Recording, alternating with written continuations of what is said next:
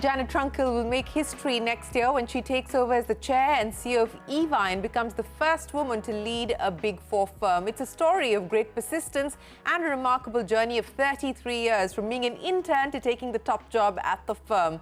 A heroic rise and not one without struggle. In the early days of her career, Janet often felt conscious of being the lone woman in a room filled with men, a feeling still shared by women on all rungs of the corporate ladder around the world and in India. Women occupy only 19% of corporate jobs, but the startup ecosystem gives us some hope. 35% of the Indian startup workforce is now female. That's as per ACT's Women in India Startup Ecosystem report. And with timely and targeted action, representation of women in startups can rise to 50% by 2030. While the motivation for women to work at startups is not very different from that of men, with both preferring to accelerated learning and advancement, the fast pace of work and innovation as key drivers, women also say they find it easier to break the proverbial glass ceiling at startups when compared to the corporate sector. Having said that, just 18% of Indian startups are led by women, and 17% of India's billion-dollar startups have a woman co-founder. In fact, the gender gap widens after the 10-year mark at startups. 8 out of 10 men occupy director-level positions or higher, compared to only 5 in 10 women.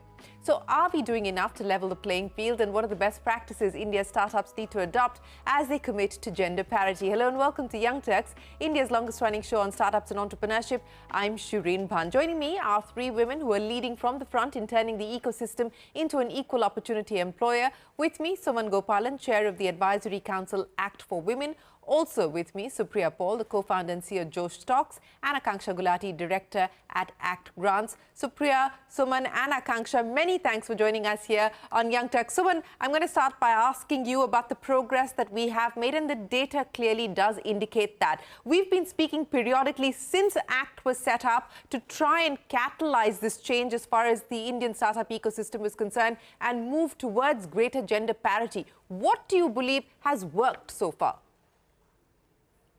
First of all, Shereen, thank you so much for having us. It's wonderful to be back on your show. And I know this is a topic that is so close to your heart. So great to be having this discussion. I think since the time we started ACT, right, one of the things we wanted to shine the light on is the participation of women in startups, because we firmly believe that startups, by nature of the kind of company they are, the kind of environment they have, and the fact that they're starting ground up, have a greater propensity for fostering inclusion and diversity as a part of their culture. And so it's much easier for women and for companies to actually foster diversity in startups. But as always, you know, there is only so much that conventional wisdom takes us. So we wanted to start with data and really shine the light on, A, what is the status today? And 2, understand what are the drivers and what are the motivations. And WISER has been eye-opening in that sense. Yeah. And I know we're going to delve into that deeper, but definitely in terms of what women want or what are the biggest drivers, you'll find that it is so refreshing to see that it's not what conventional wisdom tells us, which is, you know, flexibility, more leave, all of that. In fact, women want accelerated careers. They want equal role in decision-making.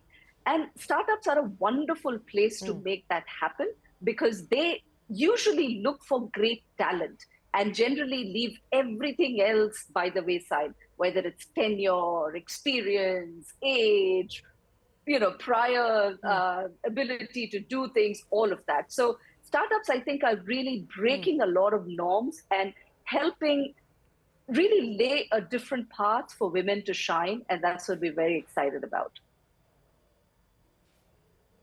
Well, you know, and that's the point that you make, that the data is indicating that something is working for the positive, for the better, as far as the Indian startup ecosystem is concerned. As Suman was pointing out, as per the data, 35% of total startup workforce in 2022 is represented by women. 17% of India's 100-plus unicorns are led by women. 18% of India's 90,000-plus startups are led by women. Of course, there's a long journey to cover, distance to go, but the data certainly seems to indicate that things are moving in a positive direction. Aakanksha, I want to come to you and understand what we just heard there from Suman.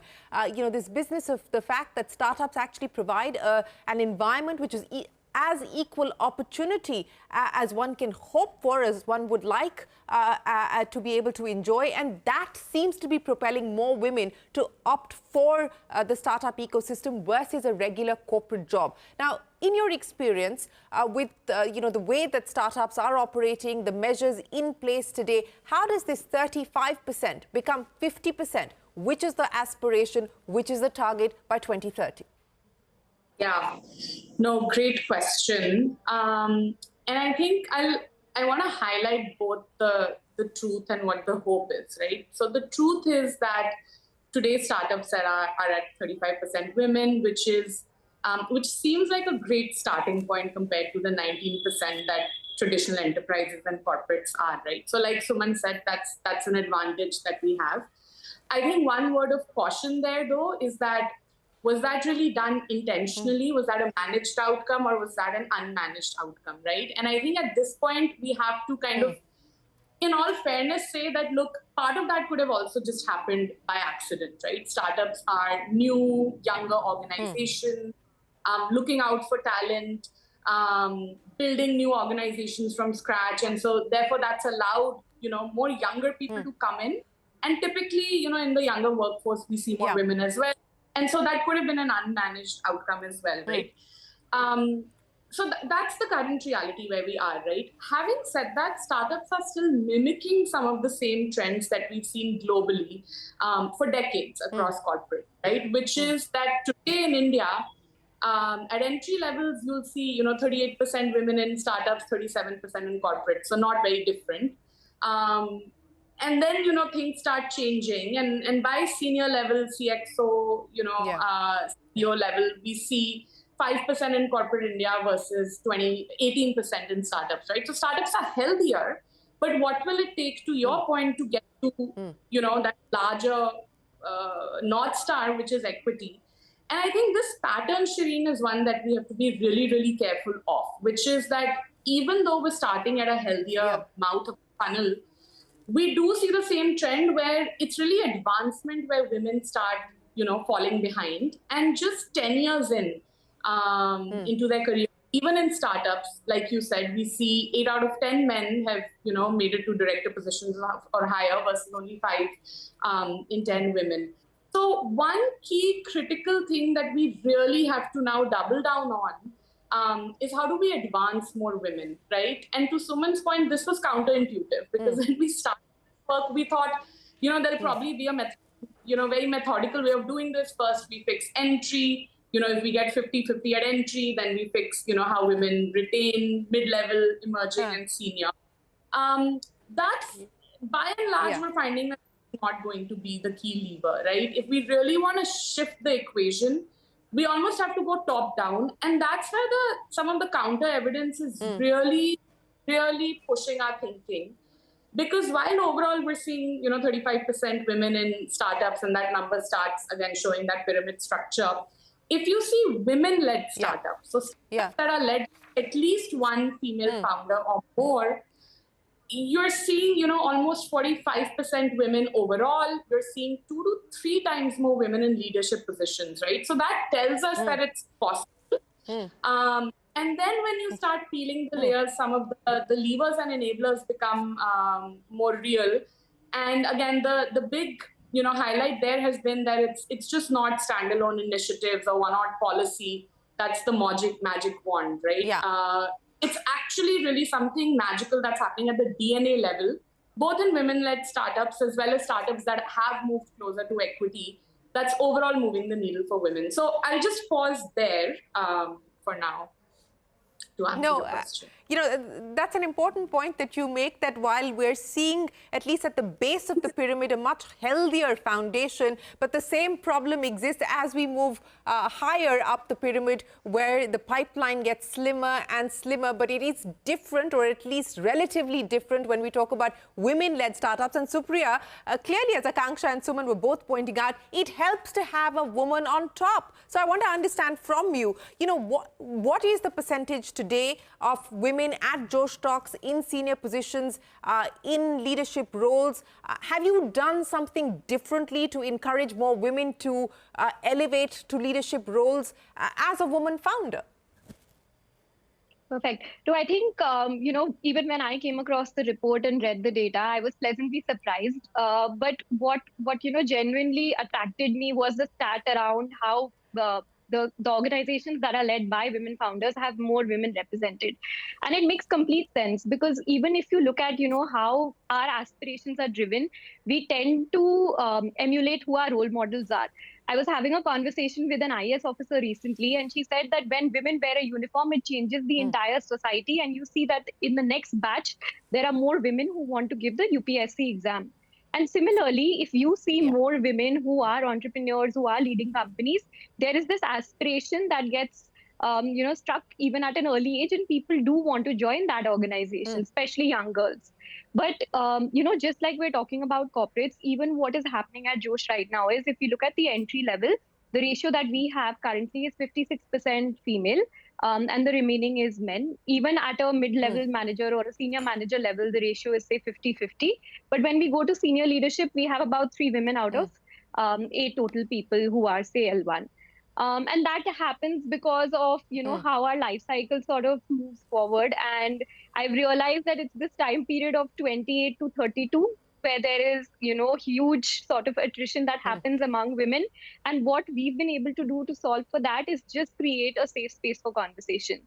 Sometimes it's not about flexibility, it's not about ownership, it's just about hearing the problems that people are going through and knowing that you have a manager or you have a leader who's willing to listen to you and create that safe space for you and actually help you grow. And that has been, you know, like, it's sort of just like a club or a community where people just come together and, you know, just talk about their stories. And that has had a more positive impact than any kind of structured program or mentorship program that, you know, we've tried to run in the past.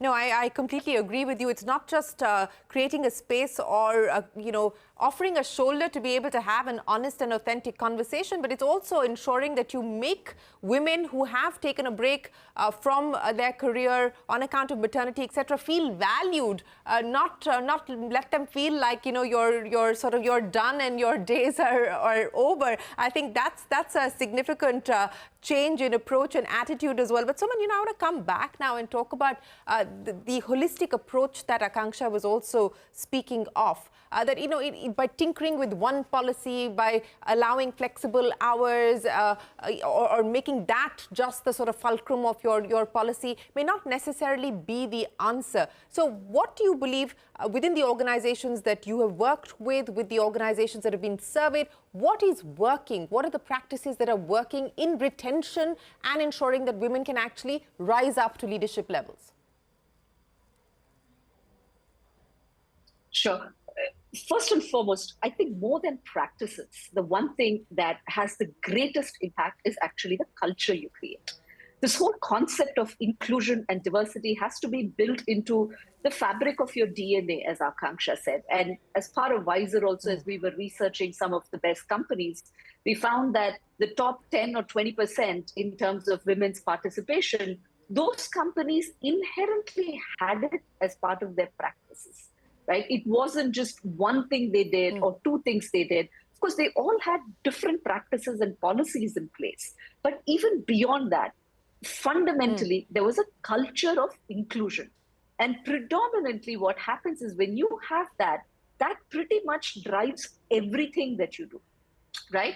And that's really what helps in advancement of not just women, actually all forms of diversity. Whether you look at age, whether you look at, you know, any kind of diversity. So I think culture trumps any policy or practice any day when it comes to having the right kind of environment, diversity, all of that. The second thing I would say is, of course, we just talked about how important it is to have women in decision-making roles and across leadership. Otherwise, what happens, and what I have seen in companies I have worked for, and we just spoke about E&Y and they're getting a new woman CEO, is you have a single definition of success. A lot of times we put in place, criteria or judgment criteria for talent, which is not fundamentally based on any scientific way of looking at it or any research, but it's really based on successful people in your company and what do they do, and most often it's all men. So which is why if you have more men and women in leadership, you find that your judgment criteria for success and progression is a lot more even. Then the bigger thing I would say, for every decision making, you need to have a more diverse group of people who do it, whether it is hiring, whether it's promotions, whether it is fundamentally business decisions. And you'll find that your outcomes are a lot more inclusive that way. Just in general, it's not because of some policy or practice, right? It's just how the company operates. And so fundamentally, I'll say is, yes, policies and practices are very important, but even more important is leadership and culture. It has to be part of everyday decision-making and way of working.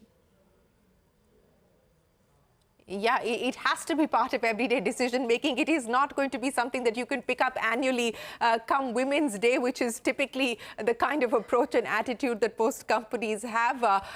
We need to move beyond symbolism and tokenism. But Supriya, I want to pick up on another data point that the Visor report throws up, and that is funding for women-led startups has gone up from 11% in 2017 to 18% in 2022. Now, as an entrepreneur, as a founder yourself, what's the change that you've noticed in the way that investors look at women-led companies?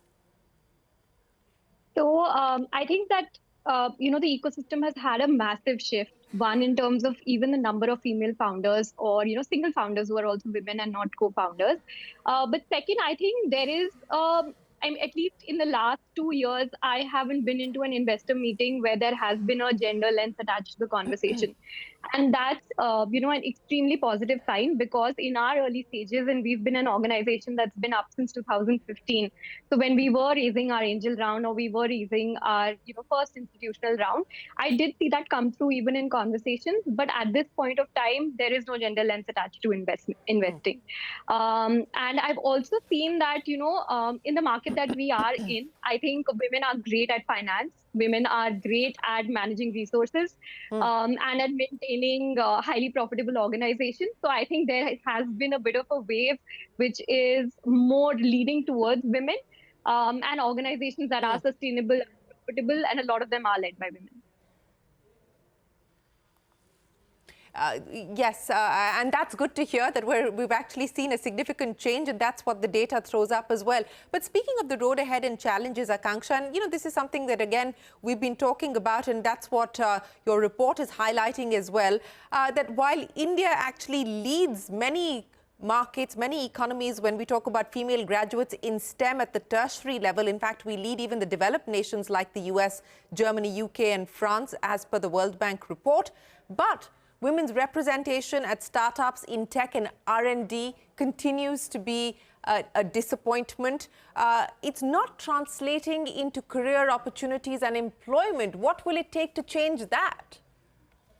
Yeah, fabulous question, Shereen. I think it goes back to what Suman said, right? So much of it is rooted in culture. And I think if you start peeling the layers there, a lot of it really comes down to the beliefs, the values, the cultural DNA of an organization, right? And I think one or two of the things that I hope this report does is that it busts some of those myths, right? So for example, if our belief is that women want more flexibility, and that's why they're falling off the workplace, which, by the way, truth be told, I mean, that was one of the hypotheses that we went into this work with. We thought, workplaces are probably not working for women because they need more flexibility, and startups are, go, go, go, and they can't provide that. And that's probably why women are not making it, right? But the truth is that the report shown quite clearly that at least men and women joining startups are joining for the exact same reasons. And even when we peeled, the data there, we found, twice as many women said they had joined startups because they valued innovation. 40% of them said that was really important to them compared to 20% men. That's another bias, right? Typically, we feel, okay, it's men who are attracted to more tech and innovation type of jobs versus women. We feel that this report kind of that. We found that, 10 years in, 75% of women were saying that, shattering the glass ceiling, growth, ambition, these are very important things for me. So I think a lot of it comes down to, are we really listening to our women? Because if some of these biases are not corrected, then I think HRs, organizations, managers will continue to make decisions such as, women probably want more flexibility, let's move them into roles that are non-P&L or non-business roles. You stop prioritizing hiring of women at senior positions, which actually is one of the biggest levers, like Suman said. To have women on top, it starts changing everything. It changes how you hire, it changes how JDs are structured, it changes who sits on the interview panel. You start hiring and promoting women very differently. So to answer your question, I think one of the big things that we hope happens is we correct some of these biases. And for all of these same reasons, women at startups, because they have this DNA in them, they have the lived experience, they're more understanding, they understand when flexibility is needed, like Supriya said, creating the safe spaces, protecting women's share of voice in the organization, all of these things become really important. So our hope is that, a lot of the work will need to be internal work at the founder level often. And then, really kind of attacking the culture, the DNA, the values, the beliefs, with supporting, policies, practices, goal setting, we feel can be really important. Once founders and organizations are clear that this can really move the needle, not just in how they operate as an organization, but it has clear business repercussions. We get the best talent, we do better. But goal setting can really start moving the needle here on. Those are some of the recommendations that we're making as part of the report. Right. And what you mentioned there, and I think that, is something that all of us need to be mindful of, and certainly people sitting in HR positions need to be mindful of, that very often you think that you're putting a policy in place to help women, but it has the opposite impact, because you eventually end up putting them into even smaller and smaller boxes, as you pointed out. So we need to be conscious of the counter, impact that well-intentioned policies sometimes end up having. But Suman, I want to come back to you. And, so much of our conversation has still been around experienced as well as perceived biases. Through the course of the research work that you've done for this report, what are the top 3 biases that continue to exist when we talk about hiring women in the workplace? It's the same everywhere, right? The biases, or kind of, what people consider as, conventional wisdom, is that women want flexibility. They're going to step off the career ladder because of life reasons. They're not going to be as aspirational as men are, or as dedicated as men are when it comes to a certain age bracket, right? So you'll find all of these kind of creeping in when it comes to making hiring decisions, promotion decisions, all of that. We oftentimes, my favorite one that I hear as an HR practitioner is, when you're promoting somebody, so-and-so is going to go on maternity leave. Why don't we wait to see if she comes back or when she comes back to promote her, right? So all these biases exist. But what I'm liking about the startup ecosystem is that they are busting a lot of these. And I'll tell you why. First and foremost, I think diversity is not just a nice to have thing. It's not just a women's issue that, we all sit together and discuss. It has to be a business decision. You said this, Shereen, India has some of the most educated women, including in STEM. And the fundamental thing all of us in startups talk about is this war for talent, not just in startups, across all corporates, right? We have such a huge demographic advantage. We have one of the best educated workforce, or rather, student force. Why are we not leveraging that? Or if we leveraged it, just imagine what we can unleash. And that is truly what I believe is the power that we need to unleash for India. It hurts me that when I see, participation of women so low in India, I think we deserve to do better. And that's why I think diversity, especially gender diversity, has to be a business reason, a business issue to solve for, because we all want great talent. And if you exclude 50% of the demographic, you're never going to be able to win that war on talent. Yes. No, you're not just going to be able to win that war on talent. You're never going to be able to win that aspiration of being on a double-digit growth trajectory if women are not participating in the economy as they should. But Supriya, I'm going to end with you. We're celebrating Women Entrepreneurship Day. And as a woman entrepreneur, what is it that you would like to say, not just to other women who are looking at the possibility of entrepreneurship or women who have already started their path and their journey with entrepreneurship, but also parents, partners who might be listening and who will need to come to the table to encourage and support women who want to become entrepreneurs? So I think one of the things that I've seen over the last couple of years, Shereen, with women who are looking at starting up or are even looking at joining leadership positions in organizations, is that the biggest reason for failure for them is actually self-doubt. And that comes from not just what they're feeling about themselves, but what their family says, the expectations that they have to meet at home or with their partner. And I think there isn't a safe space to have that conversation, to just let it all out and to, come to terms with who you are and not question yourself again and again. Even with myself, I oftentimes, even if there is a small failure, I just completely spiral down and go back to this path of, am I the right person to have started this in the first place? And I never see my male counterparts doing that. So I think we just have to be a lot more confident in our own abilities, and we need to have a support system that encourages our confidence and doesn't slam us down at the littlest of things. And that will encourage more women to just keep at it. We spoke of Janet at EY. It's 33 years. 33 years of, I don't know what she would have gone through to become CEO today. So I think the support system matters the most, and we just need to create that environment. Yeah. And I think, I completely agree with you. I think we need to have real conversations, honest conversations. At the start of my career, every woman CEO that I ever spoke to made it look like it was the easiest thing to have managed to get to that position. And it's not. And I completely agree with you on self-doubt as well, because I think each and every one of us do go through moments, periods of self-doubt.